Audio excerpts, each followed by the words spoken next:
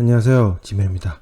오늘 할 내용은 토지에 관련된 내용인데요. 좀 내용이 좀 어려울 수도 있습니다. 자, 하나의 토지가 있다면 이게 예를 들어서 4명이 공유를 하고 있다. 그럼 이 전부에 대해서 4명의 소유권자가 전부 공유를 하고 있다는 뜻입니다. 좀 이 전부 공유를 하고 있지만 제가 좀 특징적으로 해서 예를 들어 이 한 부분에 소유한 소유자, 이런 소유자라는 거 없습니다. 전부입니다. 예를 들어서 제가 설명한 거예요.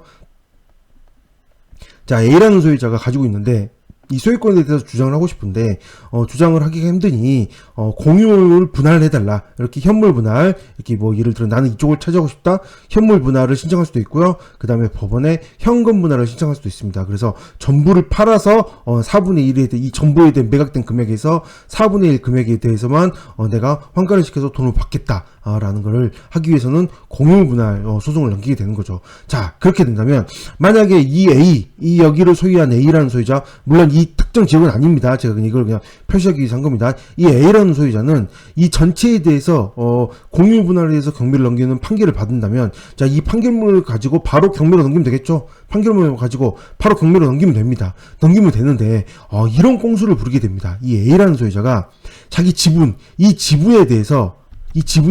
하나의 지분에 대해서 가처분이나 가등기를 하게 됩니다. 가등기나 가처분을. 그러면 이 원래 전체에 대한 물건 중에 4분의 1을 가지고 있잖아요. 4분의 1을 가지고 있는데 가등기나 가처분이 되어 있는 상태에서 전체에 대해서 경매를 넘기게 된다면, 당연히 경매를 시작하기 앞서 다른 아무런 권리가 없었는데, 아무런 권리들이 없는 상태에서 이 가등기나 가처분이 가장 처음에 있었겠죠. 그렇게 된다면 이 경매는 매각물권명세서에 인수사항이 뜨게 됩니다. 인수사항. 그래서 이 가등기나 가처분을 인수해야 되니 주의해라, 위험하다. 가등기는 소유권을 뺏길 수 있고, 가처분은 소송이 걸릴 수 있으므로 어떤 상황들이 있을 수 있다라는 걸로 이렇게 매각물권명세서에 떠서 이 물건이 최대 많이 유찰이 됩니다. 굉장히. 왜? 인수상이 있으니까요. 아까 이런 토지에 있어서 4분의 1을 소유한 A라는 소유자가 가지고 있는 A라는 소유자가 4분의 1을 가지고 있는데 전부를 경매를 넘김으로 인해서 당연히 인수상이 떠 있다면 당연히 입찰될 입장에서는 위험하잖아요. 그래서 계속 유찰이 됨으로 인해서 많이 유찰이 되고 난 상태에서 이 A는 자기의 뭐 지인이라든가 뭔가를 통해서 이 물건을 굉장히 저렴한 가격으로 이렇게 싸게 낙찰을 받는, 이게 바로 법의 꽁수를 이용한 겁니다. 이게 문제가 됩니다. 불법입니다. 불법. 뭐 불법이냐 아니냐라는 단어를 좀 쓰기는 그렇군데요. 어쨌든 합법적이지 않은 문제가 생기는 상황이라는 거죠. 그래서 이렇게 토지 가격을 떨어뜨려서 다시 싸게 사서 이런 컨설팅들을 많이 좀 했거든요. 한때 이거 가르쳐주는 방법이 저 1천만 원이나 하는 1,000만 원이 될 정도였습니다. 자, 일단 이 물건으로 예제를 살펴볼게요. 현재도 이런 걸 진행하고 있다는 것 자체가, 근데 이런 게 제가 예전에 글을 쓴 적이 있었거든요. 카페에다가. 지금 2020년이잖아요. 제가 2017년도에 글을 쓴 게 있더라고요. 한번 봐봤어요. 한때 2017년도에 썼던 글이거든요. 한때 1,000만원짜리 강의했던 비법이라고 해서 동일한 내용입니다. 4분의 1 지분을 가지고 있어서 이렇게 가처분을 걸고 어쩌고저쩌고 했을 때 이게 가능할까? 저도 제일 처음에 이런 거에 대해서 고민을 좀 했던 적이 있었습니다. 그러면 안 되겠지만 한때 고민을 하고 안 되겠지라고 한번 여기저기 조사를 해본 적이 있었거든요. 그랬더니 법원에서는 가처분이 걸리는 경우에는 이게 해결이 될 때까지 경매를 정지시켜 버립니다. 또는 가처분에 돼서 판결문이 나온 거를 갖고 와라 라고 보정을 내려버리는 거죠. 그래서 진행이 안 돼버리는 상황이 됩니다. 이게 현실이에요. 이게 현실. 또는 가등기를 한 게 예전에도 예제가 있었거든요. 이렇게 보다시피 먼저 지분을 낙찰을 받습니다. 지분을 낙찰받은 상태에서 그 지분에 대해서 가등기를 겁니다. 가등기를 걸고 경매로 넘기는 거죠. 이 경매는 공유 분할에 의한 경매입니다. 행시적 경매요. 그 경매를 넘기면 이 가등기가 선순위로 떠 있잖아요. 선수로 떠 있음으로 인해서 당연히 낙찰 받으려고 하는 사람들은, 입찰하는 사람들은 이 가등기 선수에 의해서 문제가 생기잖아요. 그랬더니 법원에서는 어떻게 행동을 하냐면, 자, 여기 지금 그때 당시에 써놨는데요. 공유물 분할 사건의 조정 성립 이후에 가등기를 설정, 즉 판결을 하기 위한, 전체를 경매를 넘기기 위한 조정 절차를 거칠 거잖아요. 조정 절차를 거치는데 이때 이 이후에 가등기를 설정했으므로 나는 이거를 전부를 팔아서 현물 분할을 하겠다라고 동의를 한 거잖아요. 동의를 해서 판결문을 받은 겁니다. 판결문을 받았는데 그 이후에 가등기를 설정했다는 거는 말이 안 된다는 거죠.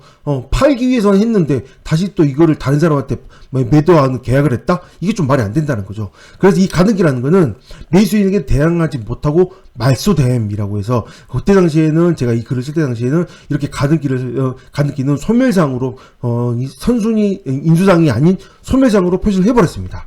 자, 현재 지금도 진행 중인 물건 보겠습니다. 이 물건도 동일한 상황입니다. 동일한 상황. 자, 보다시피 다른 법직공이나 이런 것들에 대한 얘기는 하지 않겠습니다.